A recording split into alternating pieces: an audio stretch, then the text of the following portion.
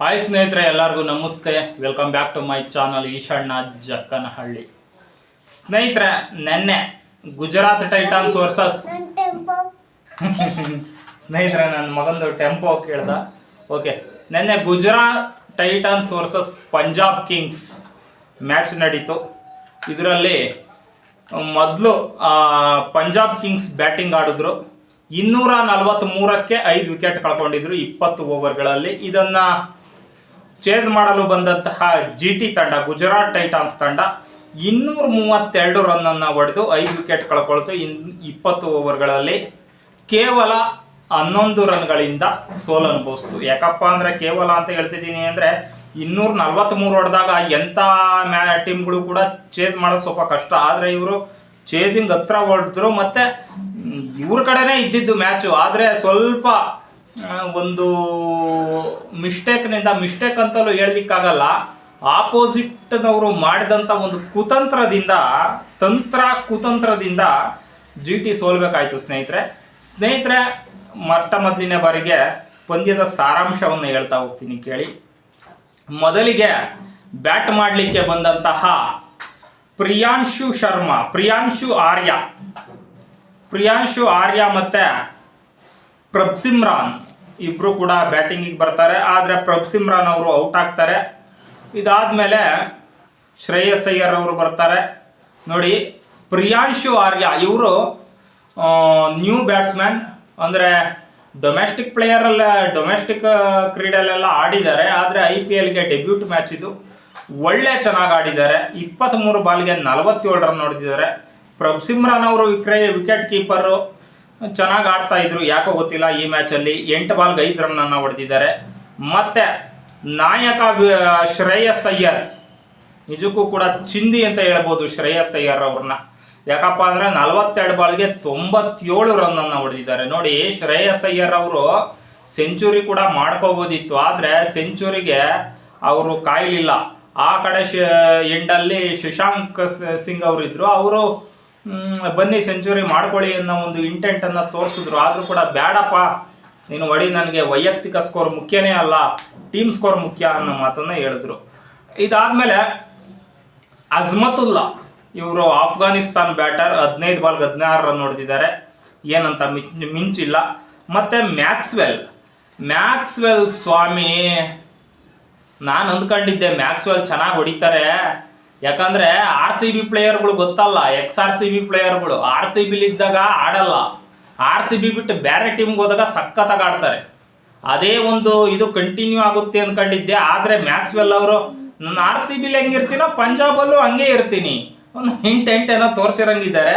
1 ಬಾಲಿಗೆ 0 ಹೊಡೆದವ್ರೆ.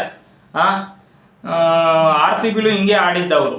ಆದರೆ last season ಹಂಗೆ ಆಡಿದ್ರು. ಒಂದು 2-3 ಸೀಸನ್ ಪರವಾಗಿಲ್ಲ, ಸುಮಾರಾಗಿ ಆಡಿದ್ರು. ಮಾರ್ಕಸ್ ಸ್ಟಾಯ್ನಿಸ್ ಅವರು 15 ಬಾಲ್ಗೆ 20 ರನ್ ಅನ್ನು ಹೊಡೆದು ಒಂದು ಆವರೇಜ್ ಇನ್ನಿಂಗ್ಸ್ ಅನ್ನ ಮಾಡಿದ್ದಾರೆ. ಇದಾದ್ಮೇಲೆ ಬಂದಿದ್ದು ಶಶಾಂಕ್ ಸಿಂಗ್ ಅವರು 16 ಬಾಲ್ಗೆ 44 ರನ್ ಅನ್ನ ಹೊಡೆದಿದ್ದಾರೆ. ವಾಸ್ ಎ ಗ್ರೇಟ್ ಅಚೀವ್ ಅಲ್ಲ ಇದು, ಆ ಸಮಯದಲ್ಲಿ ಅವರು ಹೊಡೆದಿದ್ದು. ಮತ್ತೆ ನೋಡಿ, ಶಶಾಂಕ್ ಸಿಂಗ್ ಅವರು ಒಂದು ಸ್ಟೇಟ್ಮೆಂಟ್ ಅನ್ನ ಕೊಟ್ಟಿದ್ದಾರೆ. ಅದೇನಪ್ಪ ಅಂದ್ರೆ, ನಾವು ಈ ಸಲ ಪಾಯಿಂಟ್ ಟೇಬಲ್ ಎಲ್ಲ ಮ್ಯಾಚ್ ಮುಗಿಯೋ ಹೊತ್ತಿಗೆ ಫಸ್ಟ್ ನಂಬರು ಇಲ್ಲ 2 ನಂಬರಲ್ಲಿ ಗ್ಯಾರಂಟಿ ಇರ್ತೀವಿ ಅಂತ ಹೇಳಿದ್ದಾರೆ. ಇರಲಿ, ಒಳ್ಳೇದಾಗಲಿ ಪಾಪ. ಅದು ಒಂಥರ ದುರಾಂಕಾರ ಅನ್ಲಿಕ್ಕೆ ಬರಲ್ಲ, ಅದೊಂಥರ ಆತ್ಮವಿಶ್ವಾಸದ ನುಡಿ ಅಂತ ಹೇಳ್ಬೋದು. ಇದಾದ್ಮೇಲೆ ಗುಜರಾತ್ ಟೈಟಾನ್ಸ್ ಅವರು ಸೋತಿದ್ದಾರೆ, ಗೊತ್ತಲ್ಲ, 11 ರನ್ನಿಂದ. ಯಾವ್ಯಾವ ಥರ ಇತ್ತು ಅಂತ ನೋಡೋದಾದ್ರೆ, ಸಾಯಿ ಸುದರ್ಶನ್ ಚೆನ್ನಾಗಿ ಆಡಿದ್ದಾರೆ, 41 ಬಾಲ್ಗೆ 74. ನನಗನ್ಸುತ್ತೆ ಸಾಯಿ ಸುದರ್ಶನ್ ಯಾವುದೋ ಒಂದು ಮಿಸ್ಟೈಮನ್ನು ಮಾಡಿದ್ರು ಅಂತ. ಅವರು ಔಟ್ ಆಗಬೇಕಾದ್ರೆ ಇನ್ನೂ ಸ್ವಲ್ಪ ಹೊತ್ತು ಇರಬೇಕಿತ್ತು ಮಿಸ್ಟರ್ ಸಾಯಿ ಸುದರ್ಶನ್ ಅವರು.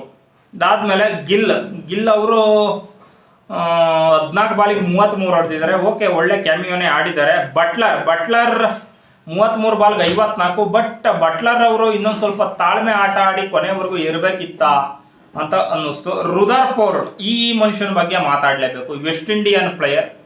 ನಾನು ಇವ್ರ ಮ್ಯಾಚ್ ಏನು ನೋಡಿರಲಿಲ್ಲ, ಇವರು ಆಟನ ಸ್ಟಾರ್ಟಿಂಗಲ್ಲಿ ಆಡ್ತಾ ಇದ್ರು. ಒಳ್ಳೆ ಇಂಟೆಂಟ್ ತೋರಿಸಿದ್ರು ರೀ, ಒಳ್ಳೆ ಪ್ರಾಪರ್ ಕ್ರಿಕೆಟಿಂಗ್ ಸ್ಟಾರ್ಟ್, ಮತ್ತೆ 6ಗಳು 4ಗಳೆಲ್ಲ ಹೊಡಿತಾ ಇದ್ರು. ಆದರೆ ಏನಾಯ್ತಪ್ಪ ಅಂತಂದ್ರೆ 16 ಮತ್ತು 18ನೇ ಓವರು ನಮ್ಮ ಕನ್ನಡಿಗ ವಿಜಯ್ ಕುಮಾರ್ ವೈಶಾಖ್ ಇದ್ದಾರಲ್ಲ, ವೈಡ್ ಯಾರ್ಕರ್ ಹಾಕಿದ್ರು. ಅವರು ಬೇರೆ ಲೆಫ್ಟ್ ಹ್ಯಾಂಡು, ವೈಡ್ ಯಾರ್ಕರ್ ಹಾಕಿದ್ರು. ಅದೇ ಕೆಲಸವಾಗಿ ಪ್ರಭ್ಸಿಮ್ರಾನ್ ವಿಕೆಟ್ ಕೀಪರ್ ಅವ್ರನ್ನ ಈ ಕಡೆ ನಿಲ್ಲಿಸ್ಕೊಂಡು ಸರಿಯಾಗಿ ವೈಡ್ ಯಾರ್ಕರ್ ಹಾಕ್ತಿದ್ರು. ಆದರೆ ಮೊದಲೇ ಗೊತ್ತಿತ್ತೇನಪ್ಪ ರುದರ್ಫೋರ್ಡ್ ಅವ್ರಿಗೆ ಈ ವೈಡ್ ಯಾರ್ಕರ್ ಆಡಕ್ಕೆ ಬರಲ್ಲ ಅಂತ ಹೇಳ್ಬಿಟ್ಟು ತುಂಬ ಬಾಲ್ಗಳನ್ನ ಬೀಟ್ ಮಾಡಿಬಿಟ್ರು. ಹೆಚ್ಚು ಕಮ್ಮಿ ಒಂದು 8-10 ಬಾಲ್ಗಳನ್ನ ಬೀಟ್ ಮಾಡಿಬಿಟ್ರು ರೀ, 2 ಓವರ್ ಸೇರಿ. ಒಂದು 8 ಬಾಲ್ ಆದರೂ ಅಲ್ಲಿ ಬೀಟ್ ಮಾಡಿಬಿಟ್ಟಿದ್ದಾರೆ. ಇದು ತಂಡಕ್ಕೆ ದೊಡ್ಡ ಹಿನ್ನಡೆ ಆಗಿಬಿಡ್ತು.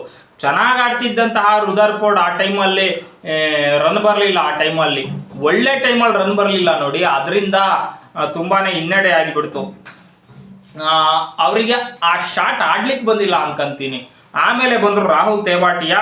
ಅವರು 1 ಬಾಲ್ಗೆ 2 ಬಾಲ್ಗೆ 6 ರನ್ ಹೊಡೆದ್ರು. ಅದೇನಾಯ್ತಪ್ಪ ಅಂತಂದರೆ ಅವ್ರಿಗೂ ಇದೇ ಥರ ವೈಡ್ ಯಾರ್ಕರ್ ಹಾಕಿದ್ರು. ಆದರೆ ಅವರು ಆ ಕಡೆ ಹೋಗಿ ಈ ಕಡೆ 6 ಹೊಡೆದ್ರು ರೀ. ರಾಹುಲ್ ತೇವಾಟಿಯಾ ಗೊತ್ತಲ್ಲ, ಒಂದ್ಸಲಿ ನಾನು 2 ಮ್ಯಾಚನ್ನು ನೋಡಿದ್ದೀನಿ ಅವ್ರದ್ದು.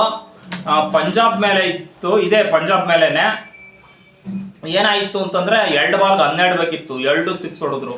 ಮತ್ತೆ ಒಂದ್ಸಲಿ ರಾಜಸ್ಥಾನ್ ರಾಯಲ್ಸ್ ಅಲ್ಲಿದ್ರು ಅವರು, ಅವಾಗ 5 ಬಾಲ್ಗೆ 5 6 ಹೊಡೆದಿದ್ರು ಅವರು ಅವಾಗ ಒಂದ್ಸಲಿ. ಅದು ಹೆವಿ ನ್ಯೂಸ್ ಆಗಿತ್ತು.